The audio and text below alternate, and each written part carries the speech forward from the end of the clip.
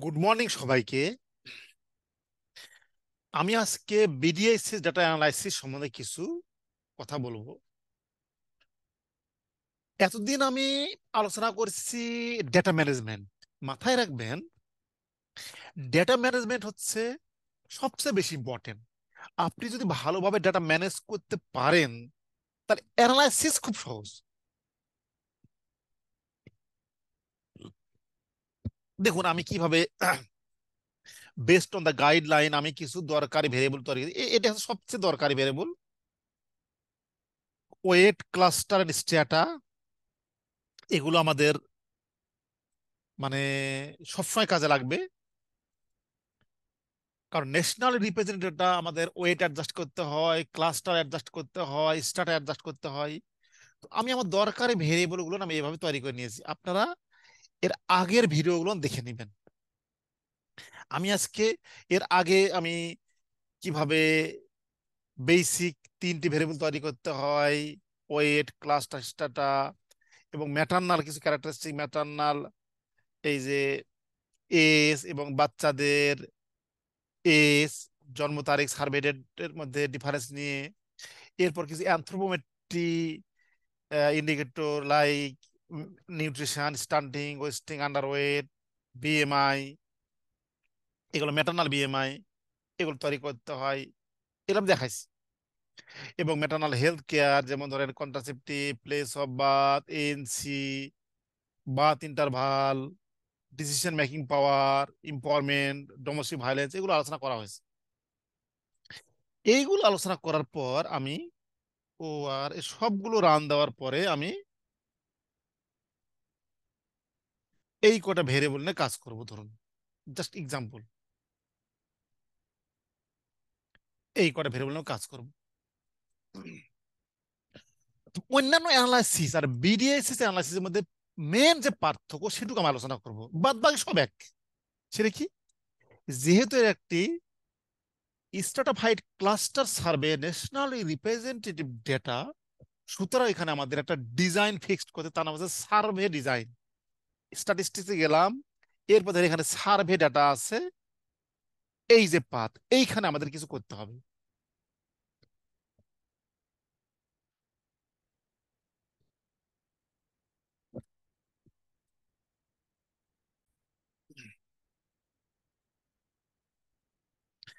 এখানে ক্লিক করলে একটা উইন্ডোজ আসবে। এখানে দেখার কি আছে, এখানে এখানে আছে প্রাইমারি স্যাম্পলিং ইউনিট। এইখানে আসবে ক্লাস্টার, এই যেখানে ক্লাস্টারটা দিয়ে দিব। কই ক্লাস্টারটা কোথায় আছে? ওই যে তিনটি ভেরিয়েবল, এই যে ক্লাস্টার। আমি ক্লাস্টারটাতে আমি এখানে ক্লাস্টার, স্টারটা, ওয়েট, এগুলো আমি অর্ডার করে এইখানে আমি নিয়ে আসি। তাহলে এটা এবার প্রথমে চলে আসবে, এই যে প্রথমে চলে আসলো। তাহলে এখন আমি যাব আবার এইখানে।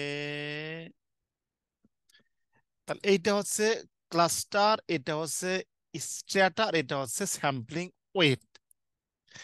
এই ভেরিয়েবল আমি তৈরি করেছি, এইগুলো আমি অনুরোধ করবো দেখে নিন। এটা তো হয়ে যাবে, এটা আমি এখন ওকে দিলাম। ওকে দেওয়ার পর এটা আমি কপি করে নিয়ে চলে চলে যাব। এইটুকু দরকার নাই। এই দেখুন, আমার সার্ভে সেট ডিফাইন করা হয়ে গেছে। তাহলে কি করব? প্রথমে ক্যাটাগরি ভেরিয়েবলের জন্য কি করি আমি, এটা প্রপোর্শন করব, ট্যাব, খালি ট্যাব দিলে হয়ে গেল। বাট এখানে কিন্তু ক্লাস্টার নাই, স্ট্যাটার নাই, ওয়েট নাই। কিভাবে করব? জাস্ট আমি গেলাম গেলাম এরপর আমি এখানে এই ভেরিয়েবলটা নিয়ে নিলাম। নেওয়ার পর টেবিলের এখানে কিন্তু আমি যদি রান দিই তার শুধুমাত্র প্রপোর্শনটা আসবে। এই প্রপোর্শন কিন্তু ক্লাস্টার ওয়েট অ্যাডজাস্টেড। আমি কি করব, এই টেবিল আইটেমে কি কি নিব আমি নিব সেল, প্রপোর্শন এবং ওয়েটেড সেল। এবং প্রপোর্শনটা হবে রিপোর্টিং স্টাইল, ডিসপ্লে পার্সেন্টেজ। এত কিছু আমার জানা দরকার নাই। আমি জাস্ট এই যে আমি এই সিনটেক্সটা নিয়ে নিব। এই সিনটেক্সটা আমি কপি করে এই দেখুন, সার্ভে সেট, এখানে আমি যা দেবো তাই চলে আসবে। এখানে আমি এর সংক্ষেপে লিখবো ট্যাব, এই সেল কাউন্ট পার্সেন্টেজ। এই আমি এখন রান দিলাম। এই দেখুন, এই যে কাউন্ট ফ্রিকোয়েন্সি, এটা হচ্ছে ওয়েট অ্যাডজাস্টেড। এই যে পার্সেন্টেজ, এটা ওয়েট অ্যাডজাস্টেড বা ক্লাস্টার অ্যাডজাস্টেড। ক্লাস্টার ওয়েট এবং স্টার্টার অ্যাডজাস্টেড। এখন মিন কিভাবে করব? মিনের ক্ষেত্রেও সেম। এখানে আমি খালি কপি করলাম, এখানে দিব মিন। মিনের পরে যে কোনো ভেরিয়েবল দেবো। কি ভেরিয়েবল দেবো? এখানে কন্টিনিউয়াস ভেরিয়েবল কি আছে? Maternal age, height, weight, BMI, আর কি আছে? আর বাচ্চাদের কিছু, বাচ্চাদের এজ, ওয়েট, এই সব যতগুলো কন্টিনিউয়াস ভেরিয়েবল সবগুলো আমি এখানে দিয়ে দিব। দিয়ে এখানে আমি রান দিব। এই রান দিলাম। এই দেখুন, এই যে মিন এবং স্ট্যান্ডার্ড এরর কনফারেন্স, সবগুলো ওয়েট, ক্লাস্টার এবং স্ট্যান্ডার্ড অ্যাডজাস্টেড। আমরা বিডিএস এর ডাটা নিয়ে কাজ করি, তাহলে আমাদের এই রুলটা ফলো করতে হবে। আমি রিগ্রেশন করি। ধরুন আমি কি করেছি, এখানে রিগ্রেশন করলাম বিএমআই। বিএমআই সাথে কি দিলাম? এজ দিলাম। এজ দিলাম কি? দিলাম হচ্ছে এডুকেশন দিলাম, প্লেস অফ রেসিডেন্স দিলাম। তারপরে ধরেন এইগুলো আমি আমার মতো করে দিলাম। জাস্ট এক্সাম্পল, যেহেতু ক্যাটাগরি ভেরিয়েবল, এটা মেজ, এটা যেহেতু এজ কন্টিনিউয়াস, সুতরাং এখানে আই ডট দিব না, এন্টার দিলাম। এটা কি? এটা জাস্ট রিগ্রেশন। এটা হচ্ছে জাস্ট রিগ্রেশন। এখানে কিন্তু কোনো ওয়েট অ্যাডজাস্টেড নাই, ক্লাস্টার নাই। তাহলে কি করব? এই যেটা কপি করে জাস্ট এখানে দিয়ে দিলাম। এই এখন আমি যদি এখানে রান দেই, এখন যে ফাইন্ডিংটা পাবো, এই ফাইন্ডটা weight adjusted, cluster adjusted, Stata adjusted. সুতরাং আমি যদি ডিএসএস ডাটা নিয়ে ম্যানুস্ক্রিপ্ট লিখতে চাই, তাহলে আমাদের এই পার্টটা যা আছে তাই থাকবে, তার আগে শুধু আমাদের এই বসাইতে, তাহলে হয়ে গেল, আর কিচ্ছু করতে হবে না। সিমিলারলি লজিস্টিক রিলেশন একটা ফুল ভিডিও আছে, দেখে নেবেন। মেটানা বিএমআই ক্যাট, এটা হচ্ছে আউটকাম ভেরিয়েবল, এটা বাইনারি। এটা হচ্ছে বাইনারি ভেরিয়েবল, নর্মাল ওয়েট। এখানে আমি লজিস্টিক দিব, লজিস্টিক। এরপর দিলাম কি? ম্যাটার্নাল এজ দিব। তারপরে আবার এই সবগুলো দিলাম, এনসি দিলাম, আর যা যা দেওয়া দিলাম সব, যেহেতু ক্যাটাগরি ভেরিয়েবল আই ডট দিয়ে দিলাম। কখনো আইবি ডট দিব, কখনো IB0, কখনো IB1। এগুলো কেন দিব? আমার লজিস্টিক রিগ্রেশনের ভিডিওটা দেখে নেবেন। এটা হচ্ছে জাস্ট লজিস্টিক রিগ্রেশন। এখানে কিন্তু ওয়েট নাই, ক্লাস্টার নাই, কিচ্ছু নাই। কিন্তু এটা যদি আমি এখানে সার্ভে সেটটা এখানে দিয়ে দেই, দিয়ে যখন রান দেই, রান দিলাম এখানে, just survey set.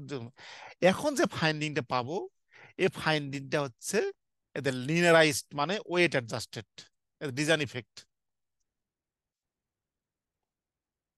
Strata, PSU. তার মানে এটা এখন ওয়েট অ্যাডজাস্টেড।